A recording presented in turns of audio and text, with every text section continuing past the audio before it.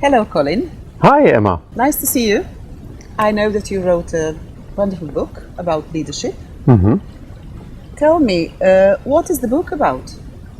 The book, Speaking Leadership, is about a story of a smaller company with 120 people, how they had changed their leadership style from being managers to becoming more leaders. And this story actually I have experienced myself, so it's a true story, because I was the coach in that story, not only the story, but I was the coach in real life, and I was coaching the management team during this process. And at the end of the story, you realize that the change was so significant for this company that they actually moved from a turnover from 28 million to 41 million. And they were so pleased about this that everybody felt really, really successful and really, really pleased about this result. Sounds amazing. It is an amazing story when you think about it, because there are many managers today who would like to have a similar success, and they don't really know how to achieve that. Why did you write this book?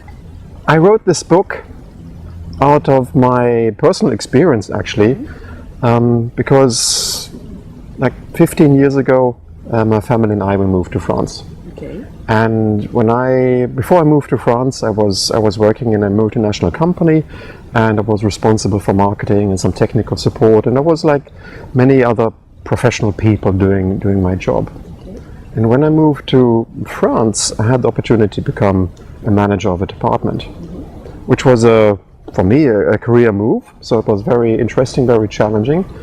And at the time when I moved to France, of course, I thought about, well, naturally, since this is France, I'm going to learn French. So I spent a lot of time learning French, brushing up my French from my school French. And this was a very interesting experience, and of course, very exhausting, of course, learning French and getting to know a new department, working in France and these types of things. And it appeared to me quite obvious that if I moved to France, this is what I was going to do, of course, learn French to manage this team. What never dawned on me that perhaps I should change my communication style as a person to be communicating as a leader. I didn't think about that one moment. I went through the whole strategic process with the department to organize everything and these types of things, but I never really spent time about reflecting on how do I communicate. The thing was, it worked fine for me. I got lucky. With this department, it worked fine. They respected me. We got on very well, and we had a great time. Okay. But I have to say afterwards, since I didn't really know what I was doing as a leader, I got lucky. I suppose that not everybody is lucky, so what do you think? Who should read your book? The people who should read this book are managers who have just taken over a department, who are young in their careers, who would like to know more about how do I become more efficient, how do I become more effective with my leadership. Because when you think about the situation, you're promoted as a manager, what is your frame of reference? Your frame of reference is, of course, the managers that you have had as an employee, and also the figures around you who you take as a reference as a leader.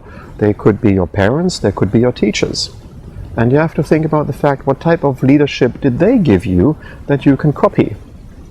And many times you realize that as parents, as teachers, it is a lot about do this and then you get good marks. Yeah, you did that and that was wrong.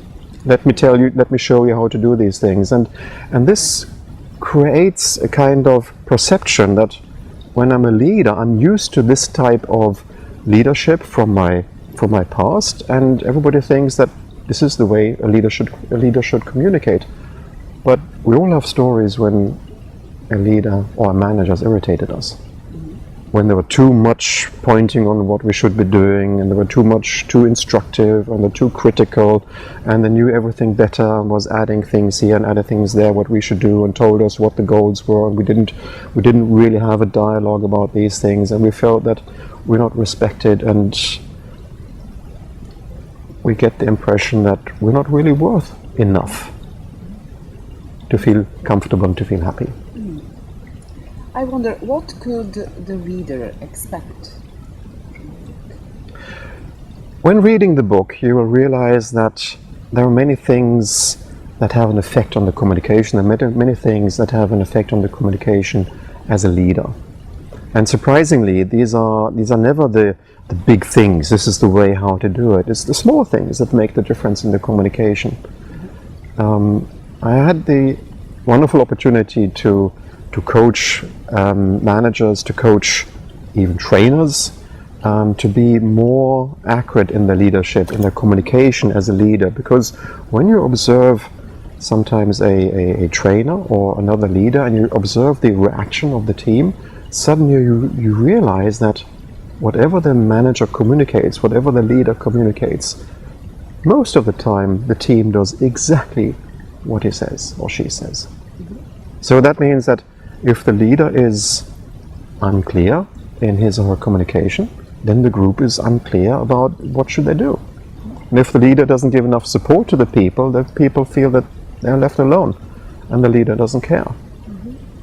And it's all in these small things that when you read the books, that you see examples and you suddenly realize, I recognize this situation. It's just like in my office. And it doesn't really matter whether you're working in industry or in banking or in administration or for as a civil servant, you suddenly realize, this is just like our office. Which is crazy, because the people who have pre-read the book, they gave me this feedback and say, you're writing the story for an industry, but it's like just in our office and we're working in banking or insurance. The other people that have the benefit of reading the book are actually coaches, because I shared a lot of experience as a coach in the book, and shared some thoughts and how a coach can react and how a coach can prepare. So as a coach, you have the opportunity also to see how does this process work over a longer period of time, which gives a good opportunity for managers who would like to go into such a change program to get the confidence. What could be the different steps? How could I, as a manager, support the team in this change process? How can I, as a leader, be more efficient in my communication and feel comfortable that even if I know what I want to achieve in the end, but I don't know the route to get there, I don't know the path to get there, that even as a leader I feel confident in, I believe I'm going to get the result. Because it's the result that everybody wants.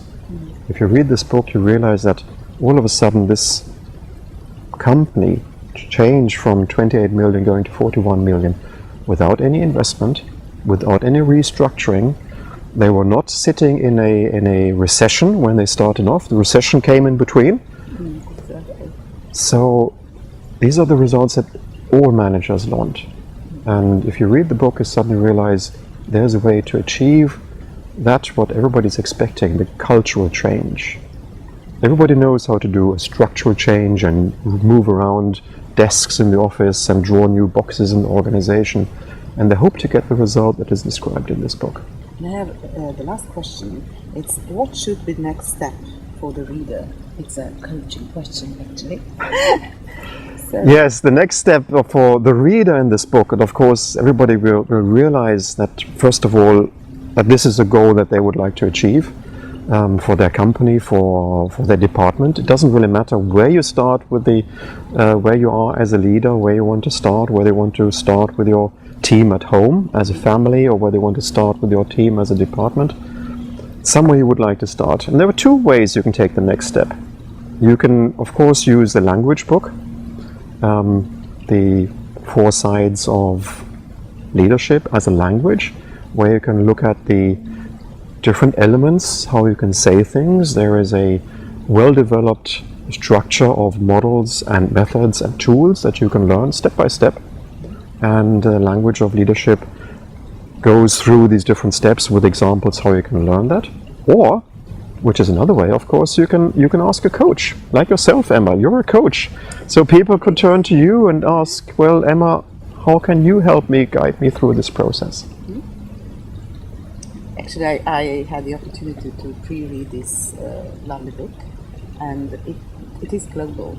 it can apply to every place. So it's very recognizable, and I know it can help many people. So I wish you all luck with this book, and Thank other you. readers too. Thank you for sharing that with us. Thank you very much, Emma. Thank you, Colin.